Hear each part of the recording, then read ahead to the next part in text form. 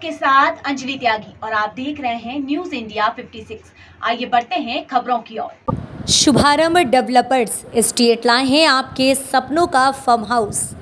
Dream farm land Lalghati से मात्र 15 से 20 मिनट की दूरी पर परवलिया दौलतपुर टिकरिया रोड पर विशेष ऑफर का लाभ उठाएं। बुकिंग अथवा अधिक जानकारी के लिए संपर्क करें।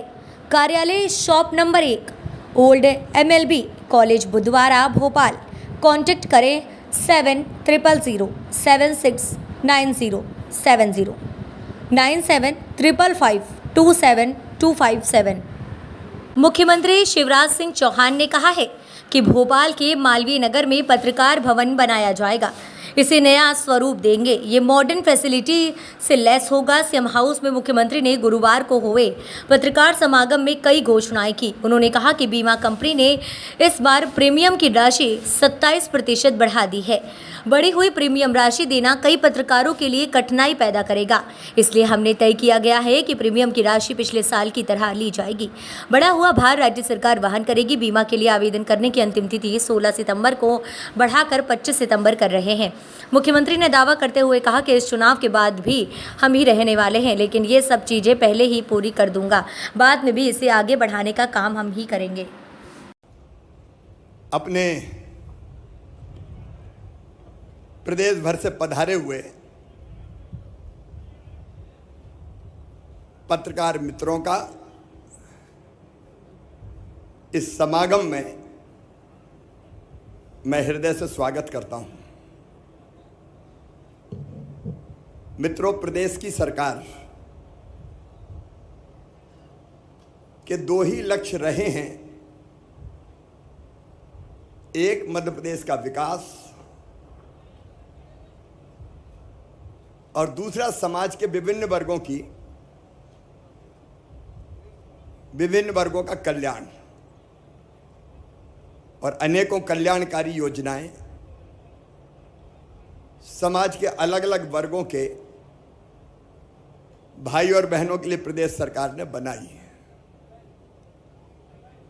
मित्रों, मैं अच्छी तरह जानता हूं, और केवल जानता नहीं हूं, अंदर से महसूस करता हूं कि पत्रकार, मीडिया लोकतंत्र का आधार स्तंभ है, और हमारे पत्रकार मित्र दिनों रात परिश्रम करते हैं। अनेकों कठिनाइयों के बीच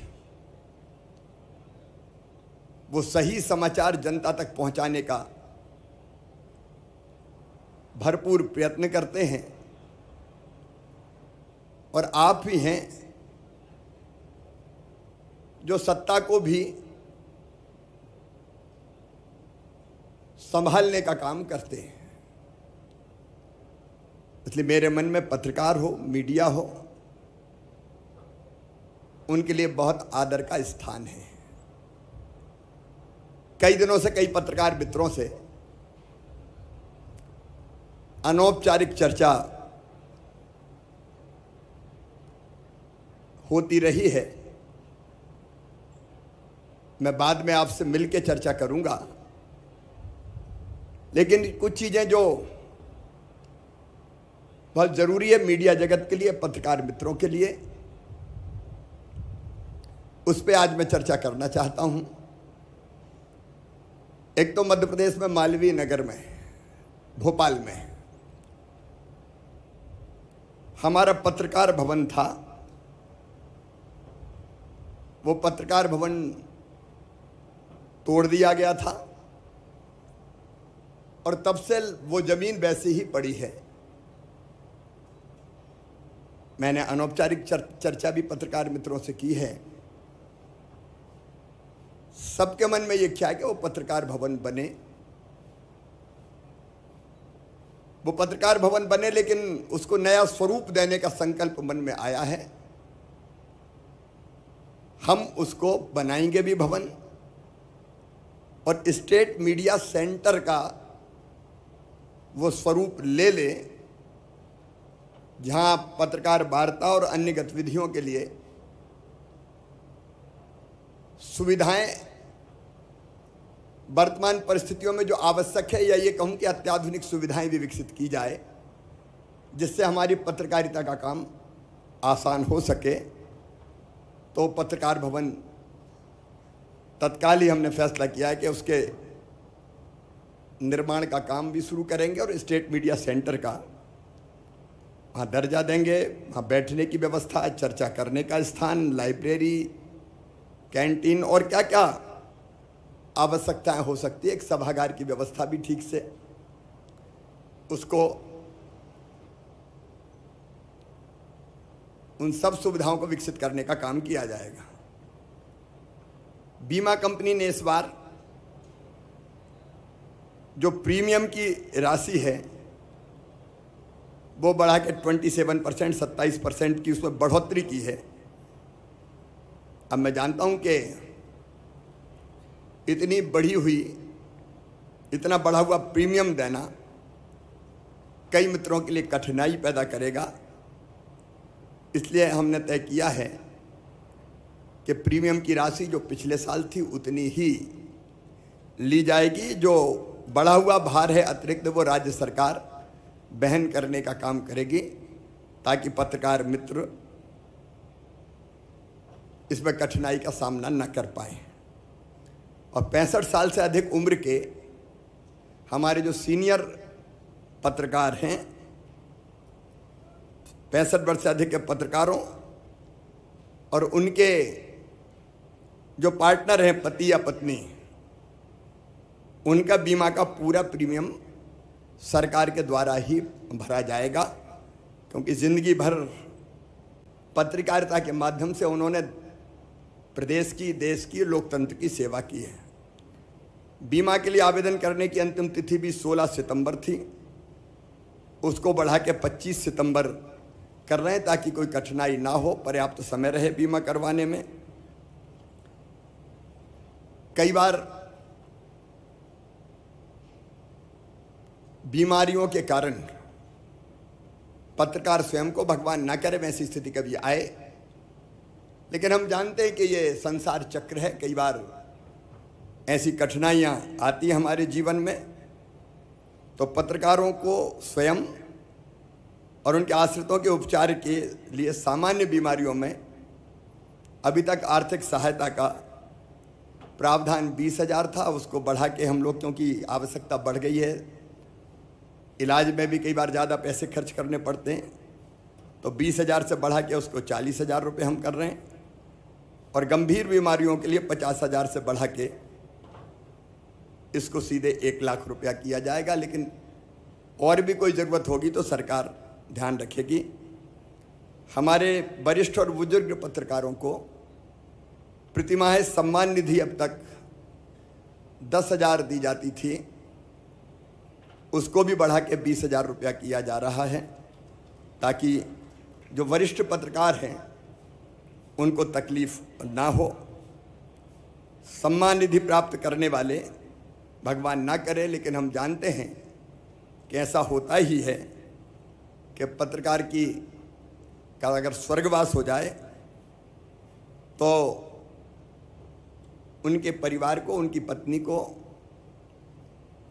8 लाख रुपए की सहायता की राशि एक मुश्त देने का प्रावधान कर रहे हैं। मुझे लगा पेंशन के बजाय अगर एक मुश्त राशि आएगी तो उससे बाद का जीवन आसान करने में सहायता मिलेगी। अधिमान्यता प्राप्त पत्रकारों को आवास ऋण ब्याज अनुदान योजना के अंतर्गत अधिकतम ऋण की सीमा भी 25 लाख से बढ़ा के 30 लाख रुपए की जाएगी, ताकि ठीक मकान बन सके।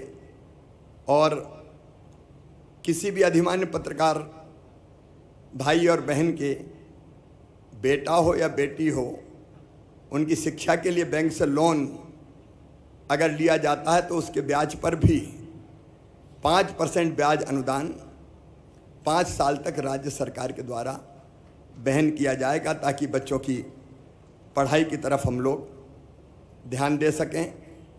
छोटे शहरों और कस्बों के पत्रकार साथियों को आवश्यकता के अनुसार, क्योंकि आजकल डिजिटल युग है, इसलिए भोपाल में डिजिटल तकनीकी का प्रशिक्षण दिलाया जाएगा और इसमें माखनलाल चतुर्वेदी राष्ट्रीय पत्रकारिता और संचार विश्वविद्यालय का भी सहयोग लिया जाएगा और इसकी संपूर्ण व्यवस्था जनसंपर्क विभाग ही करेगा।